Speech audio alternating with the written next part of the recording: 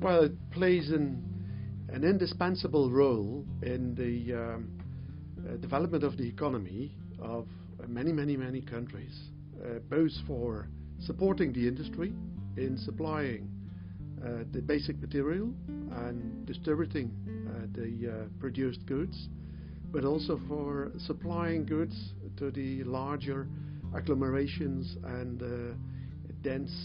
densely populated areas.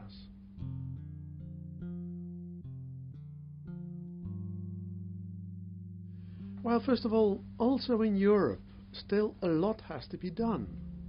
We have huge volumes that are being transported, and we have a rather stable market situation. And I think that all the potential that on the market is available has been utilized on the Rhine. But there are other rivers in Europe, as there are rivers in Asia that could be developed.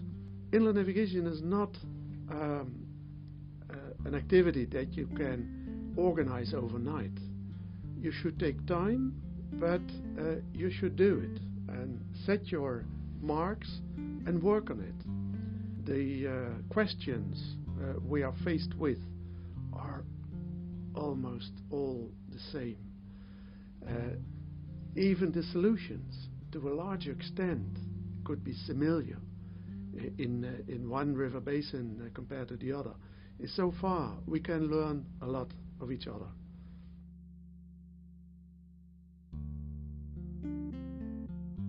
Main burden at the beginning, 200 years ago, was to get rid of the tolls and the levies, to make the navigation free and free for supporting the economy. Then the next phase was to regulate, or if you want, to canalize the Rhine. Thirdly, and that is an important lesson, I think, the development of the infrastructure should go hand in hand with the development of the industry, or more general, the market.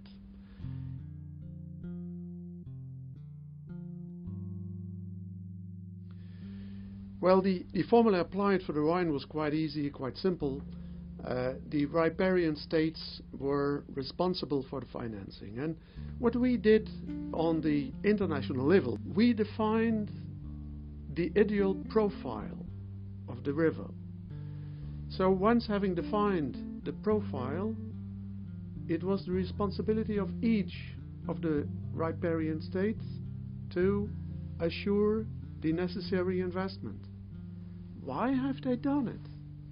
Because they had a real interest in this navigability. For instance, Germany, for the development of their industry.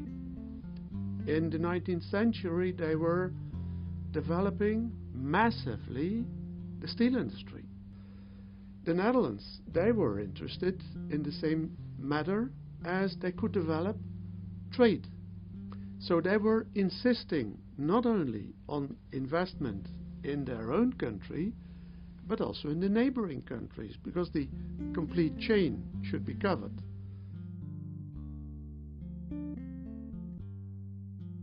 The Rhine is in the heart of the economic activity of Europe.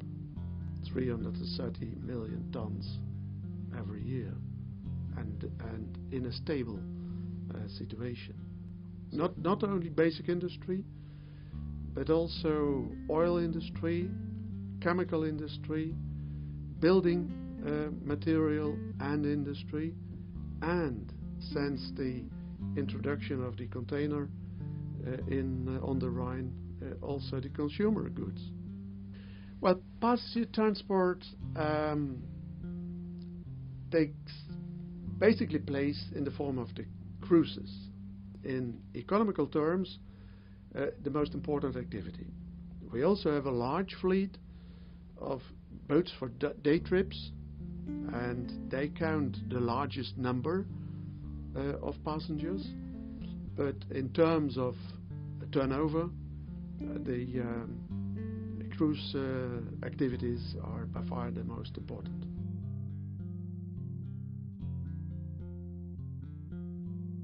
That is, the Central Commission is the governance of the Rhine as it concerns navigation. So we coordinate between the riparian states. We organize the common activities in the different areas.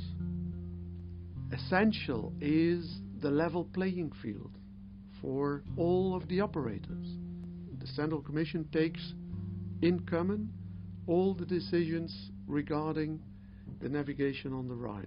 We would like to have exchanges with similar bodies as the CCNR in other parts of the world, to share experiences and perhaps to help each other in overcoming the difficulties, and also to join forces for those areas of activity where this can be profitable for inland navigation.